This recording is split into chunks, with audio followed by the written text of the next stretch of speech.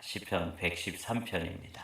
1절에서 9절 말씀, 여호와의 이름을 찬양하라는 제목입니다.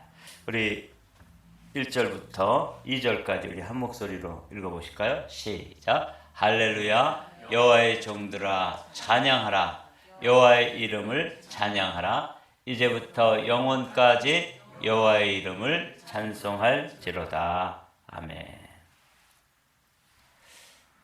할렐루야라고 하는 말씀은 우리가 너무 잘 아는 말씀이죠.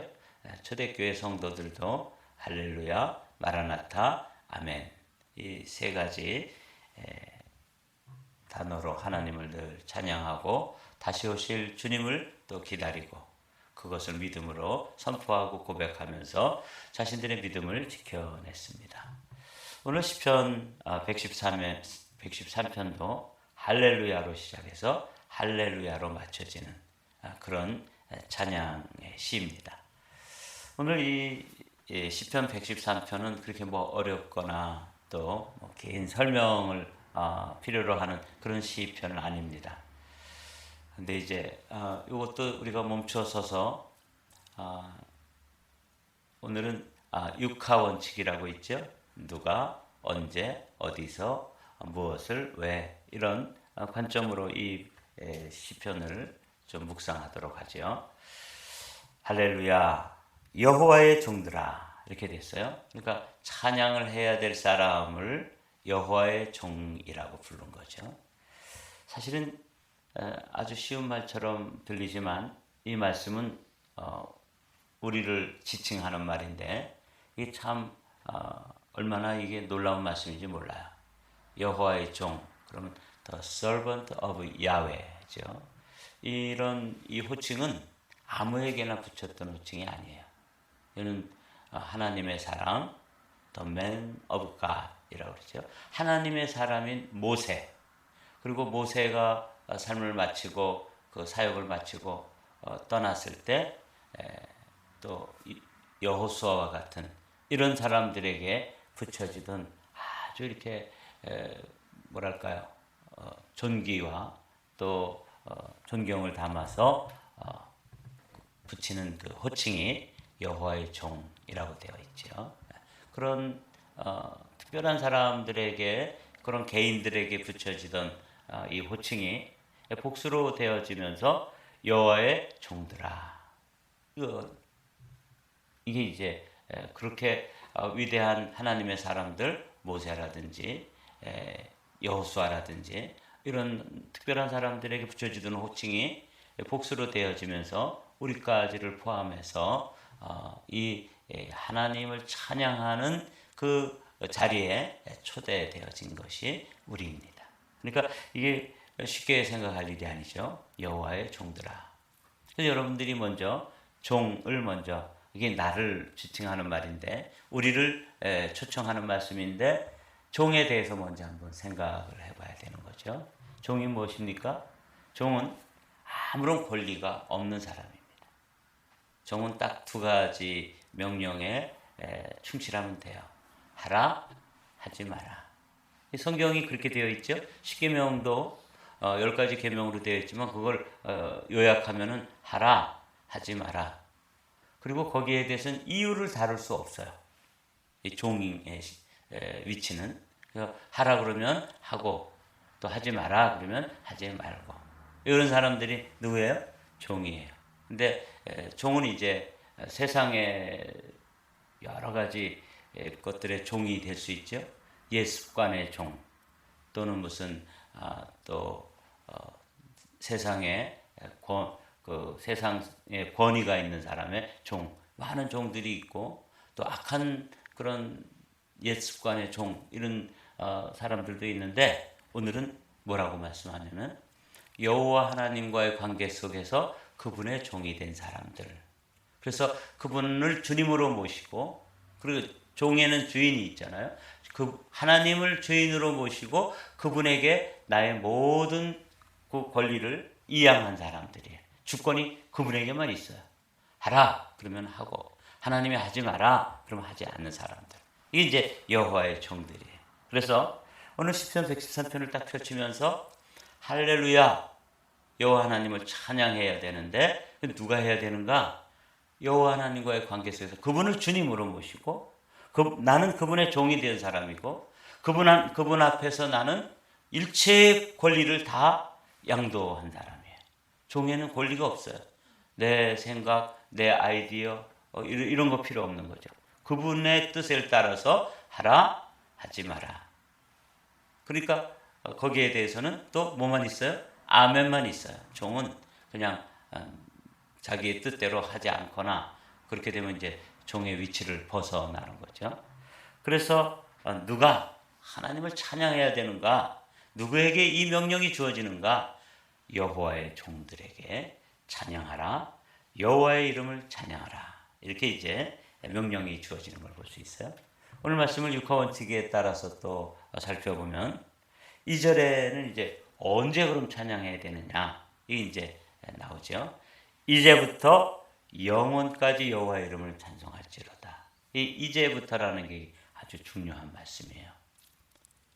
그러니까 이제라고 하는 것은 여호와 하나님을 나의 주님으로 그분에게 나의 생사 여탈권까지도 다 소속되어 있고 그분에게 맡겨진 그런 삶으로 초대되어진 그 순간부터 언제까지요?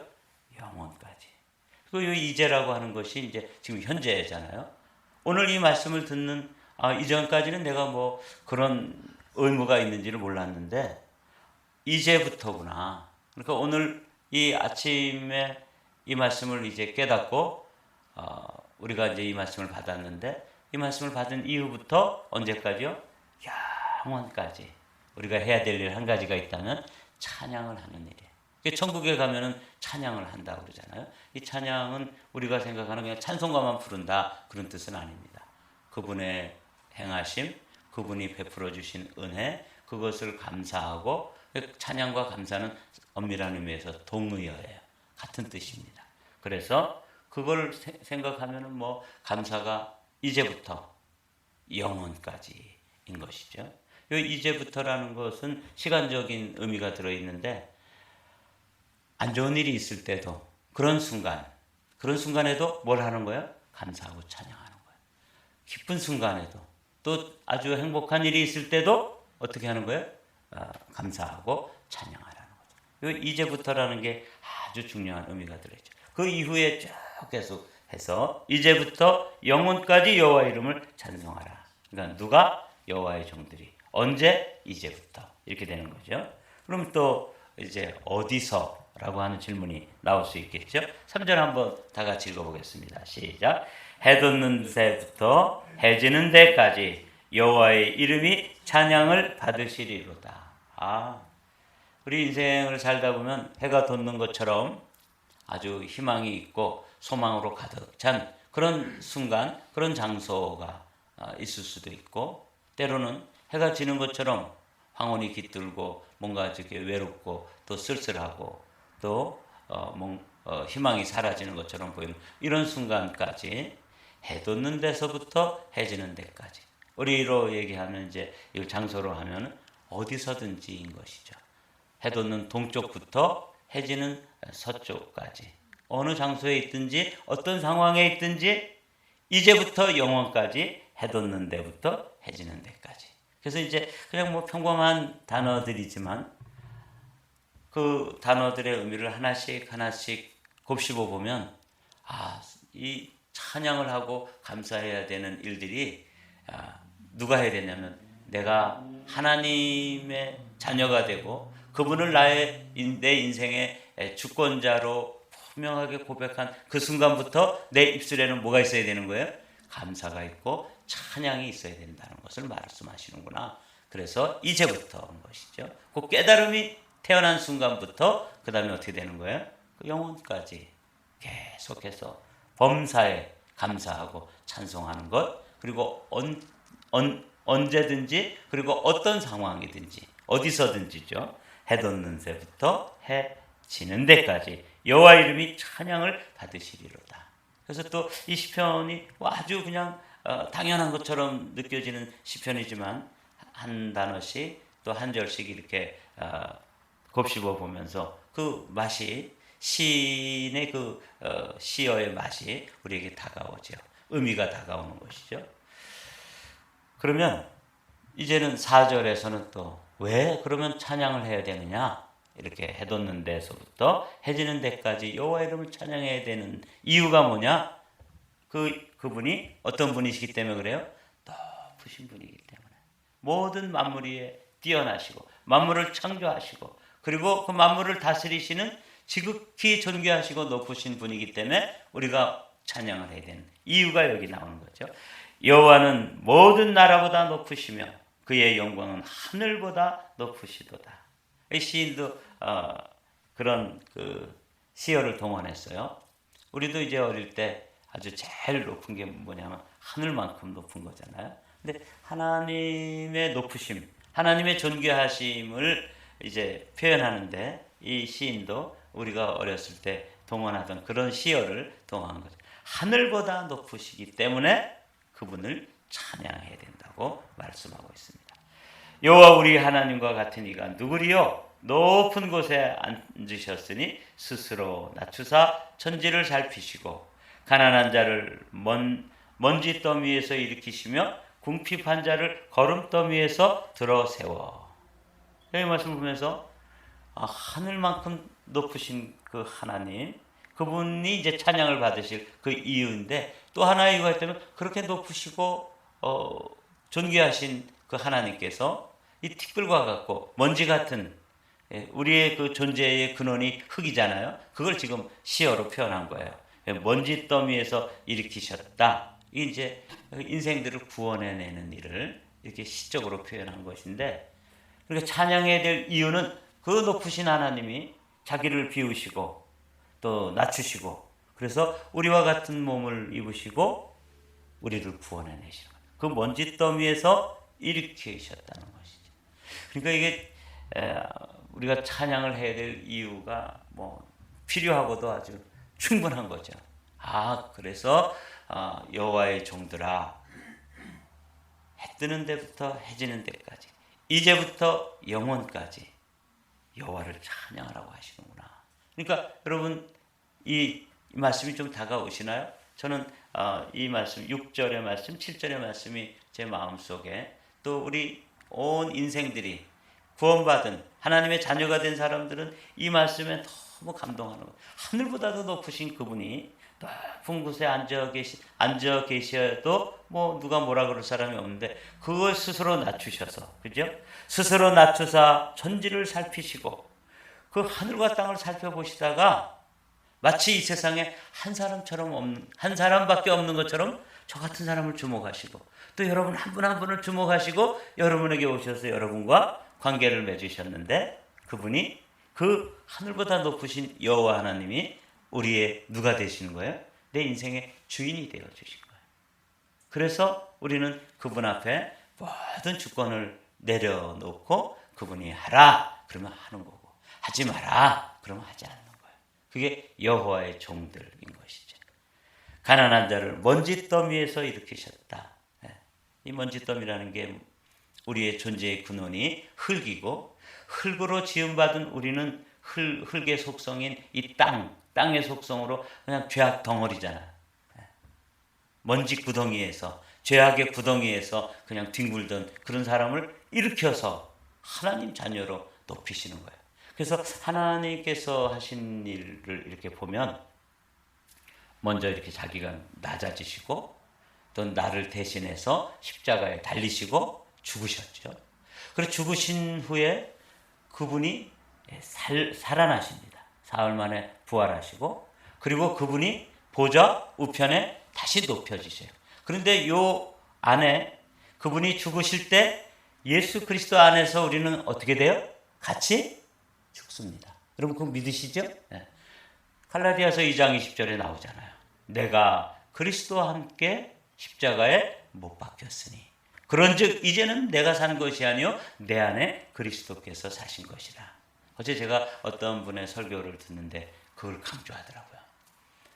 우리가 십자가에 죽었을 때 예수님이 십자가에 죽으실 때 우리도 함께 그분 안에서 죽고 그분이 부활하실 때 이미 그분 안에서 부활의 생명이 우리 안에 충만하고, 그리고 그분이 하늘 보좌의 우편에 앉아있기 때문에 사실은 우리도 어디에 있는 거예요?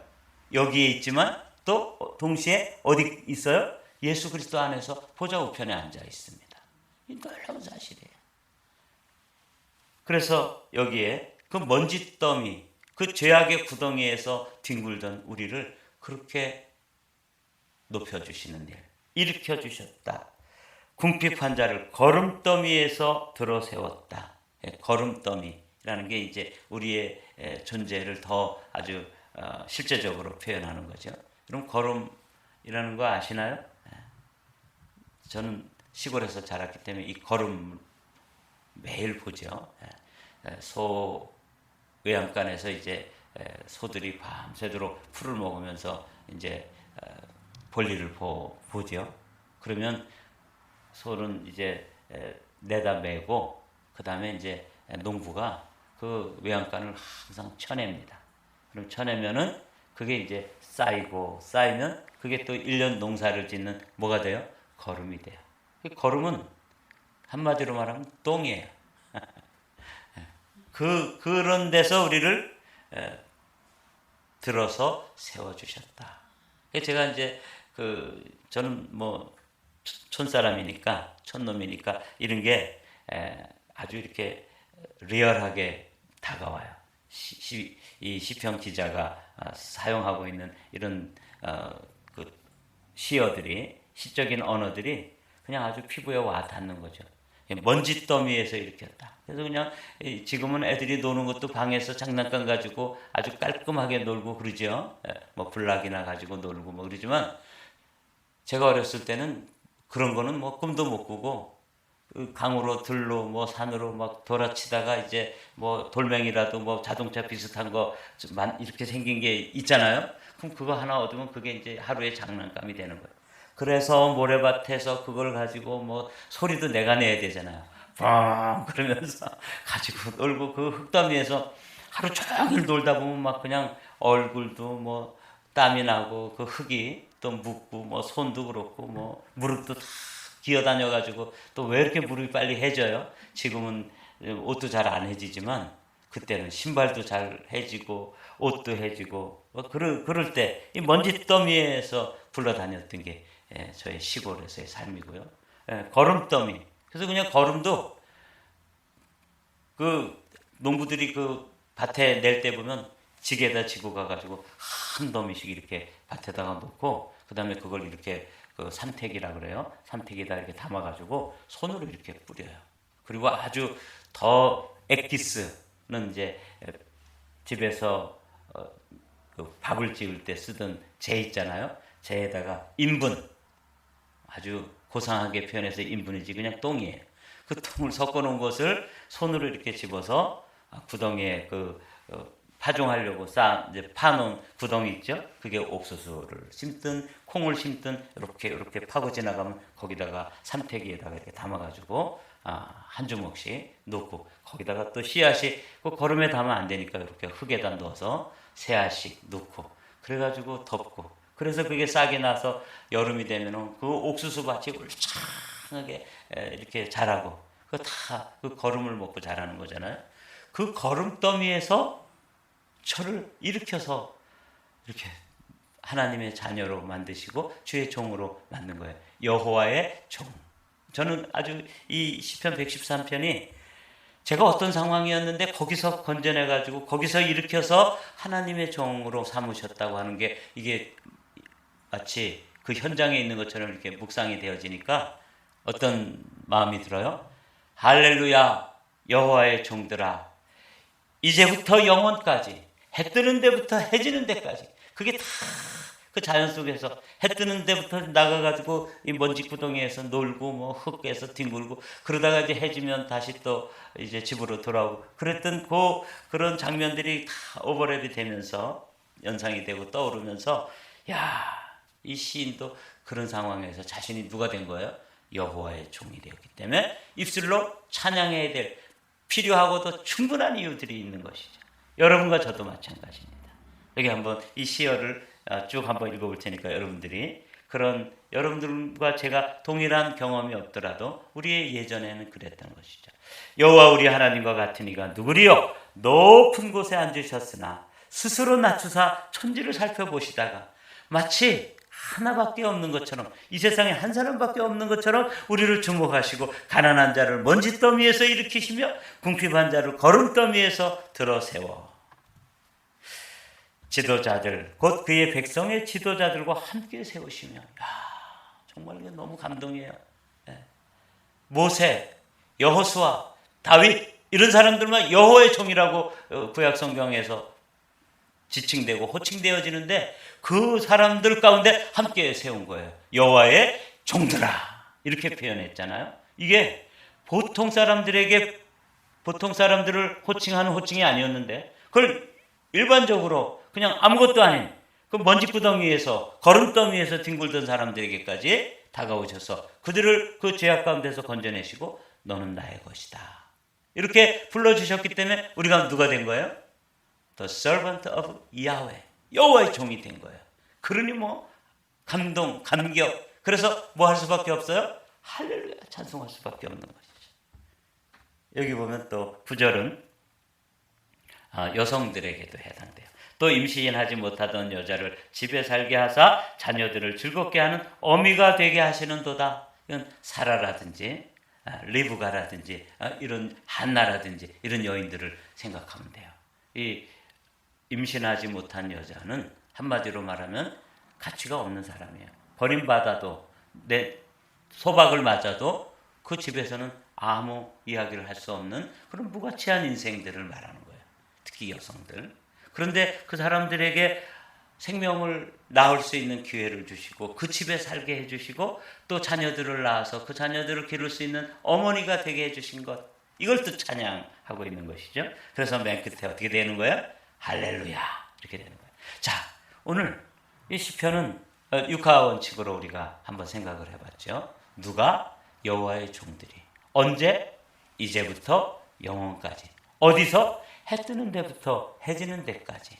왜? 하나님은 높으신 하나님인데 그분을 자기 스스로 낮추셔서 우리를 먼지구덩이에서 거름더미에서 건져주시고 생산하지 못하는 그런 불임녀와 같은 사라, 리브가 또 한나 이런 여인들에게 찾아오셔서 그들에게 생산력을 주시고 그들을 어미가 되게 해주시고 그 집에 살게 해주셨던 그런 은혜 때문에 우리는 할렐루야로 시작해서 할렐루야로 마치는 이 시편이 우리의 찬양이 되는 것이죠. 오늘도 여러분 제가 이 시편을 묵상하면서 그냥 제가 촌놈이니까 촌사람의 심정으로 묵상을 하면서 여러분과 함께 나눴는데 이게 찬양을 해야 될 이유구나. 그래서 초대교회 성도들도 어떻게 했어요? 할렐루야, 마라나타, 아멘 이렇게 찬양했던 것처럼 여러분들도 이제부터 영원까지 해 돋는 데부터 해 지는 데까지 늘 찬양과 감사의 입술이 여러분들과 저의 입술이 찬양과 감사가 넘치게 되시기를 주님의 이름으로 축복합니다.